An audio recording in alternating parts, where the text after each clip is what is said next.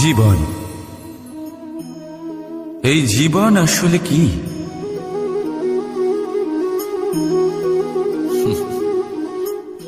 এই প্রশ্ন সবার মনেই এসে থাকে। সবার মন এই প্রশ্নের জন্যই চিন্তিত থাকে। এই জীবন আসলে কি? এর উদ্দেশ্য আসলে কি? কি করা যেতে পারে এই জীবনে? এই জীবন কি কিছু পাওয়ার, নাকি এই জীবন কিছু হারাবার? এই জীবন কি আসলে সেটাই যেখানে আমাদের পরমাত্মার খোঁজ করা উচিত, নাকি আমাদের ধাবিত করা উচিত নিজেদের স্বপ্নের লক্ষ্যে? এই জীবন আসলে কি? এই জীবন আসলে অত্যন্ত সরল। এ হলো শান্ত জলের মতো, একটা আয়নার মতো। এই জীবন, এই জীবন আসলে ঠিক যেন এক আয়নার মতো। আয়না কি করে? আপনাকে সেটাই দেখায় যা আপনি করে থাকেন। আপনি হাসি মুখে আয়নার দিকে তাকান, আয়না আপনাকে আপনারই মুখ দেখাবে সেই হাসি সমেত। আপনি রেগে গিয়ে আয়নার দিকে তাকান, আয়না আপনাকে সেটাই দেখাবে। আপনি প্রসন্নভাবে হেসে আয়নার দিকে তাকালে আয়না আপনাকে সেটাই দেখাবে। এটাই হলো জীবন, একটা আয়নার মতো। আপনি এটা ভাববেন না যে এই জীবন আপনাকে কি দিয়েছে,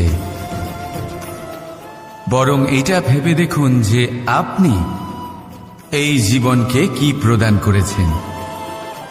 যদি আপনি এই জীবনকে সুখ প্রদান করেন, আনন্দ দিতে পারেন, ভালোবাসা দিতে পারেন, তাহলে এই জীবনও আপনাকে সুখ, আনন্দ আর ভালোবাসাই দেবে।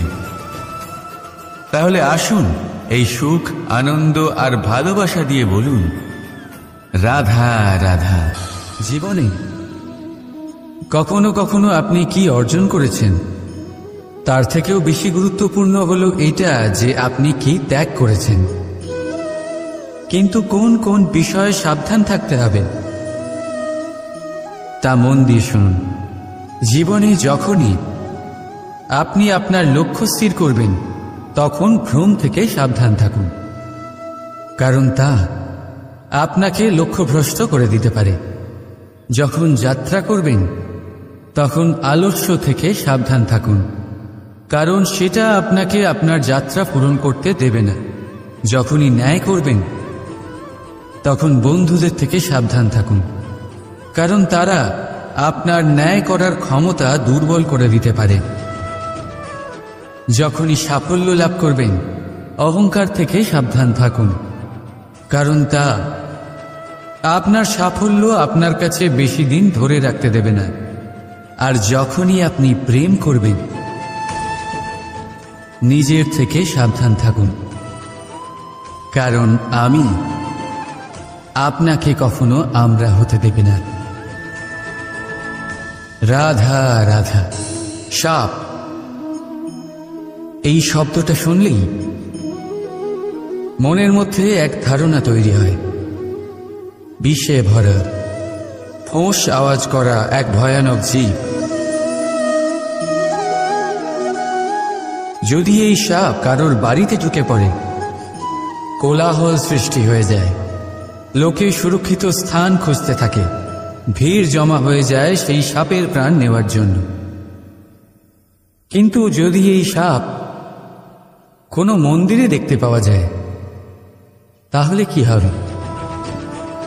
লোকে সেই সাপের সামনে নিজের মাথা নত করবেন, প্রার্থনা করবেন, হাত জোড় করবেন, দুধ খাওয়াবেন, তাকে শিবের আশীর্বাদ মনে করবেন। তাহলে এই বিষয়ে আপনার মতামত কি? ভাবুন, মানুষগুলো সেই একই ছিল, সাপও সেই একই। তাহলে পরিস্থিতিতে এত তফাৎ কেন? কোথাও সেই সাপের প্রাণ নেওয়া হচ্ছে, আবার কোথাও সেই সাপকে পুজো করা হচ্ছে। তফাতের কারণ হল সংস্পর্শ আর স্থান। যখন সেই সাপ শিবের সংস্পর্শে ছিল, মন্দিরের পবিত্র আবহাওয়াতে ছিল, তখন সে দেবতুল্য হয়ে উঠেছিল, নয়তো সে আমাদের কাছে শত্রুই ছিল। তাই না?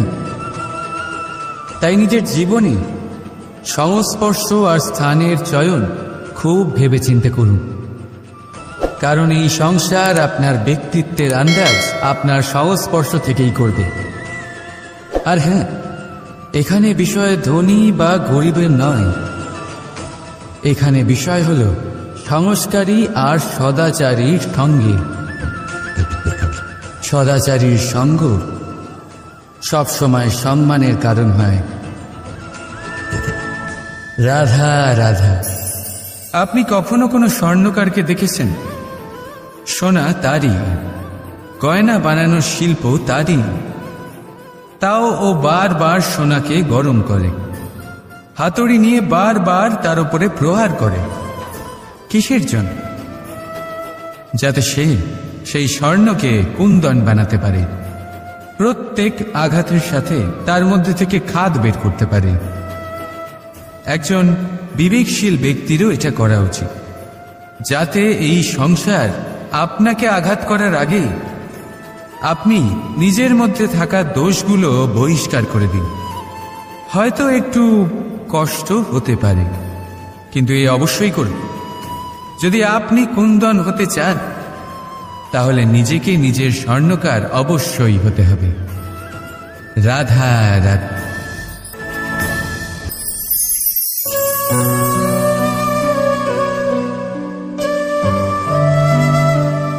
নারী, পুরুষরা যাকে নাম দিয়েছেন ত্রিয়া, কেন দিয়েছেন, কে দিয়েছেন, কেউ তা জানে না। কথায় আছে, পুরুষরা ভাবেন যে ত্রিয়া, ভাবেন একরকম, বলেন অন্য কিছু, আর করেন অন্য কিছুই। কিন্তু সত্যিটা কি এটাই? আসল সত্যি হলো এটাই যে ত্রিয়া হলো সেই চরিত্রহীন পুরুষ, আর কেউ নয়। সেই পুরুষ যারা নারীকে বলেন যে আপনি হলেন মা, আপনি হলেন দেবী, আপনি হলেন বোন, আর ভাবেন কি? ভাবেন যে এই নারী হলো আমাদের পায়ের ধুলো, আর কিচ্ছু নয়। আর কি করেন? ওনাদের মাথায় ওনাদের খোপায় মালা পরিয়ে দিয়ে ভাবেন যে ওনারা হলেন তাদের পায়ের ধুলোর সমান। একজন নারীর সম্মান ভঙ্গ করেন, তাদের দাসী মনে করেন। ভুলবেন না, যত্র নারীয়াস্ত পূজ্যন্তে রমন্তে তত্র দেবতা। অর্থাৎ যেখানে নারীকে পুজো করা হয় সেখানে ঈশ্বর বাস করে, আর যেখানে নারীকে অপমান করা হয় সেখানে ঈশ্বর এবং ভাগ্য এই দুই রুষ্ট হয়।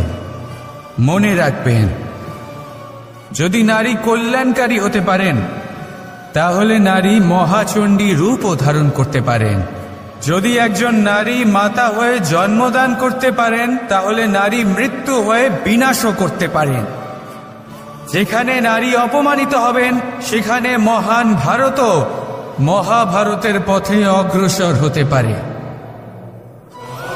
তাই মনে রাখবেন, নারীর অপমান যেন কখনোই না ঘটে। আর যদি কোথাও নারীর অপমান হয়, তার অর্থ হলো আপনার বিনাশ আপনার দিকেই আসছে, আর এটা হলো তার প্রথম পদক্ষেপের প্রথম পদধ্বনি। রাধা রাধা। ছেলেবেলা। এবার ছেলেবেলার বিষয়ে আর কি বলি, অত্যন্ত বিশেষ হয় এই ছেলেবেলা। সেই সময়ের অনেক কথা আমাদের আজও মনে আছে, আর সারা জীবন মনে থাকবে। এমন কোনো কথা, যেমন কিছু একটা ঠাট্টা করেছিলাম, যাতে মাতা পিতা এত রেগে গেছিলেন যে সেদিন হয়তো আমাদের খেতেই দেননি। এরকম হয়, আর আমার সাথেও তা হয়েছে। কিন্তু একটু ভেবে দেখুন, যখন আমরা অভুক্ত থাকি, তখন কি আমাদের মাতা পিতার গলা দিয়ে খাবার নামতে পারে? কখনোই নয়। কিন্তু আমরা তো কথা বলছি মাতা পিতাকে নিয়ে। কিন্তু যদি আমরা নিজেদের কথাও বলি, আমরা যদি কখনো জানতে পারি, কোনো ভিক্ষুকের বিষয় জানতে পারি যে সে অভুক্ত রয়ে গেছে, তখনও আমাদের গলা দিয়ে খাবার নামে না। আর এই যে কথাটা, যখন সমাজে খুব বড় কোনো বিপদ আসে, তখন এই কথা আমাদের কাছে স্পষ্ট হয়ে যায়। যেমন ধরুন কোনো মহাযুদ্ধ বা মহামারী হয়, তখন মন অশান্ত হয়ে ওঠে। আর তখন যদি আপনি মনে শান্তি পেতে চান, তো একটাই মন্ত্র রয়েছে, সেবা করুন। যতটা পারবেন ততটা সেবা করুন। এই সমাজে কত সংখ্যক মানুষ রয়েছেন যারা খালি পেটে শুয়ে পড়েন, কিন্তু যদি আমাদের মধ্যে প্রত্যেক মানুষ চেষ্টা করেন, সঠিকভাবে চেষ্টা করেন, তাহলে কোনো মানুষ অভুক্ত থাকবেন না। এক অত্যন্ত গুরুত্বপূর্ণ কথা মনে রাখবেন, কোনো দরিদ্র, কোনো অভুক্তকে খেতে দেওয়া তা হল ঈশ্বরকে ভোগ নিবেদন করার থেকেও মহান কার্য। কারণ ঈশ্বর গরিব মানুষের প্রার্থনায় বাস করেন। আর ধরে নিন, যদি সেই ভিক্ষুক আপনার দেওয়া খাবার গ্রহণ করেন, অর্থাৎ ঈশ্বর আপনার দেওয়া খাবার গ্রহণ করলেন। কারণ এই মানবতা, এই সেবাই হল ঈশ্বরের সব থেকে বড় আরাধনা। তাই এই আরাধনায় বিলীন হয়ে থাকুন, আর আমার সাথে ভালোবেসে বলুন, রাধা রাধা। অর্ধাঙ্গিনী।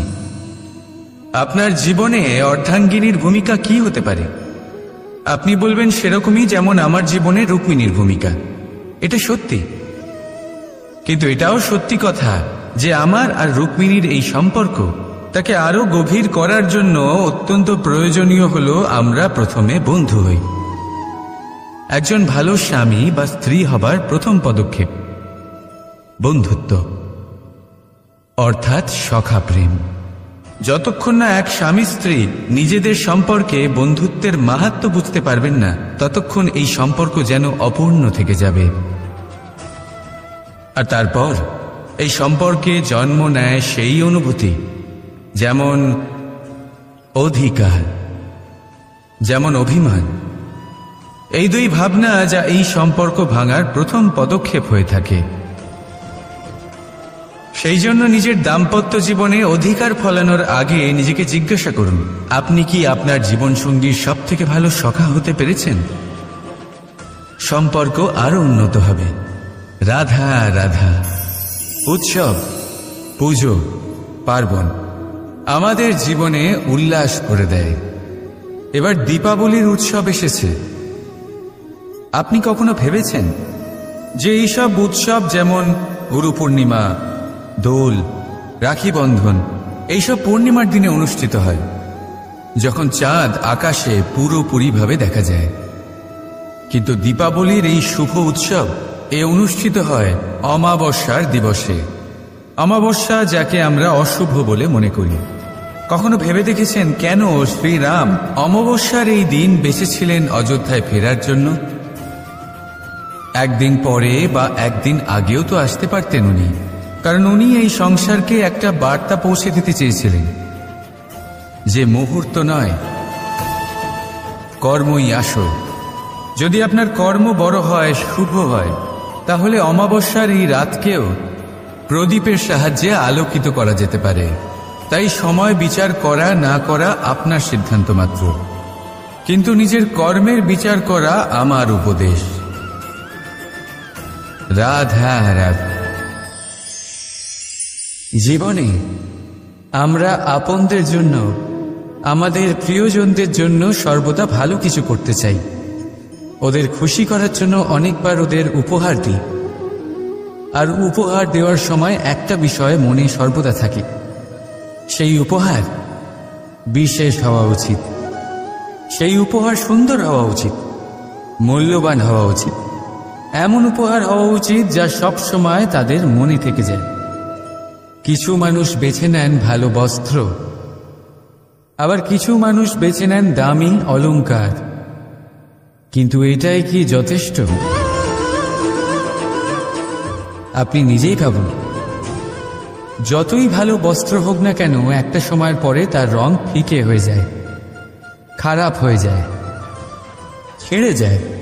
মূল্যবান অলংকারও কখনো না কখনো চুরি হয়ে যেতেই পারে। চিরকাল সেইগুলি সাথে থাকবে এমন নাও হতে পারে। তাহলে এমন কি দেওয়া যায় যা চিরকাল তাদের সাথে থাকবে? উত্তর হলো ভালো সময়। যদি আপনি কাউকে ভালো উপহার দিতে চান, তাহলে তাদের সাথে ভালো সময় কাটান। কারণ যতই আপনি তাদের সাথে সময় কাটিয়ে নিন না কেন, তা কখনো পুরনো হবে না। এটা সর্বদা মনে জীবিত থাকবে। আর সেই আনন্দের মুহূর্তগুলি কেউ তাদের থেকে না কেড়ে নিতে পারবে আর না চুরি করতে পারবে। তাই আনন্দের সাথে সময় কাটান আর ভালোবেসে বলুন, রাধা রাধা। এই সংসারে জ্ঞানী কে? সেই ব্যক্তি যিনি বেদের অর্থ বোঝেন, নাকি তিনি যিনি জন্ম এবং মৃত্যুর রহস্যের সমাধান করেছেন, নাকি তিনি যিনি 64 কলায় নিপুণ? না, এই সংসারে জ্ঞানী তিনি যিনি কেবলমাত্র একটা পার্থক্য বোঝেন, পার্থক্য মেনে নেওয়া আর দৃঢ় হওয়ার মধ্যে। শব্দগুলি অত্যন্ত সরল, কিন্তু যদি মন দিয়ে ভেবে দেখেন তাহলে এর অর্থ অত্যন্ত গুরুত্বপূর্ণ। বুঝিয়ে বলছি আপনাকে, যদি মেনে নেন তাহলে হার, কিন্তু যদি দৃঢ় হন তাহলে জিত। যদি মেনে নেন তাহলে কেউ আপন, কিন্তু আপনি দৃঢ় হলে সে আপনার শত্রু। মেনে নিলে ভগবান আছেন, আর দৃঢ় হলে তা শুধুমাত্রই এক পাথর। শুধু এই পার্থক্যগুলি বুঝে নিন, সংসারের সমস্ত কিছুই আপনার কাছে পরিষ্কার হয়ে যাবে। রাধা রাধা। দৃষ্টি মানুষকে দেওয়া প্রকৃতির অন্যতম শ্রেষ্ঠ উপহার। সেই দৃষ্টি যার জন্য মানুষ এই সংসার দেখতে পারে, নিজের পথ দেখতে পারে। কিন্তু সংসারে দৃষ্টি লাভ করেও সবাই মহান হতে পারে না, প্রসন্ন হতে পারে না। প্রসন্ন শুধুমাত্র তারাই হয় যাদের দৃষ্টিভঙ্গি শুভ হয়। এবারে যারা গোলাপে শুধুমাত্র কাঁটা খুঁজে পায়, তাদের হাত অবশ্যই সেই কাঁটা দ্বারা আঘাতপ্রাপ্ত হয়, কারণ তাদের দৃষ্টি শুধুমাত্র কাঁটা অবধি সীমিত থাকে। কিন্তু সুগন্ধ প্রস্তুতকারক পাপড়ি অবশ্যই খুঁজে বার করেন। কেন? একটু ভেবে দেখুন। যারা অন্ধকারে আলো পেতে চান, তাদের কাছে প্রদীপ ও সূর্যের মতো মনে হয়। কিন্তু যারা খুঁত বার করতে চান, তারা সেই প্রদীপের নিচে অন্ধকারই খুঁজে পান। যারা ভালোবাসা পেতে চান, তারা অচেনা মানুষের মধ্যেও স্নেহ খুঁজে পান। নয়তো কাউকে পেয়েও তাদের না চিনতে পারা মানুষের অভাব নেই। দৃষ্টি আমাদের দেখায়, কিন্তু দৃষ্টিভঙ্গি আমাদের সেটা দেখায় যা আমরা দেখতে চাই। যেমন আপনার ভাবনা হবে, সেটাই সত্যি হয়ে আপনার সামনে আসবে। তাই আপনার ভাবনাগুলিকে শুভ করুন আর ভালোবেসে বলুন, রাধা রাধা। আমার সামনে রয়েছে গরুর দুধ, যা 2 দিন পর্যন্ত ভালো থাকে। যদি এই দুধ গরম করে জমানো হয়, তাহলে তৈরি হয় দই, যা 3-4 দিন অবধি ভালো থাকে। যদি এই দইকে মন্থন করেন, তৈরি হবে মাখন, যা অনেক সপ্তাহ ভালো থাকে। আর যদি এই মাখন ফোটানো হয়, তাহলে তৈরি হয় ঘি, যা বহু বছর ভালো থাকে। মানেটা বুঝলেন? তাপ আর মন্থন। জীবনে যত পরীক্ষায় উত্তীর্ণ হতে পারবেন, যত কষ্টের তাপ সহ্য করতে পারবেন, যত মন্থনের বাধা পেরোতে পারবেন, ততই যশ, শক্তি আর সামর্থ্য বাড়তে থাকবে। তাই কর্ম করুন, কঠিন বাধার সম্মুখীন হন, আর মন্থন করে মন শুদ্ধ রাখুন। মন প্রসন্ন হয়ে বলবে, রাধা রাধা।